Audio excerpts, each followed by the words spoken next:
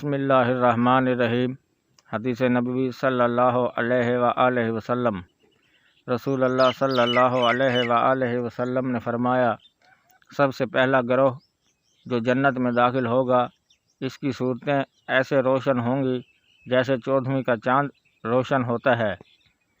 پھر جو لوگ اس کے بعد داخل ہوں گے وہ آسمان کے سب سے زیادہ روشن ستارے کی طرح چمکتے ہوں گے۔ نہ تو ان لوگوں کو پیشاب کی ضرورت ہوگی، نہ ٹٹی کی، نہ وہ تھوکیں گے، نہ ناک سے علائش نکالیں گے۔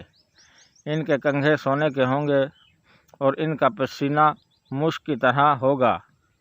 ان کی انگیٹھیوں میں خوشبودار عود جلتا ہوگا۔ یہ نہایت پاکیزہ اور خوشبودار عود ہوگا۔ ان کی بیویاں بڑی آنکھوں والی حوریں ہوں گی۔ سب کی صورتیں ایک ہوں گی، یعنی اپنے والد آدم علیہ السلام کے قد و قامت پر 60 ہاتھ اونچے ہوں گے۔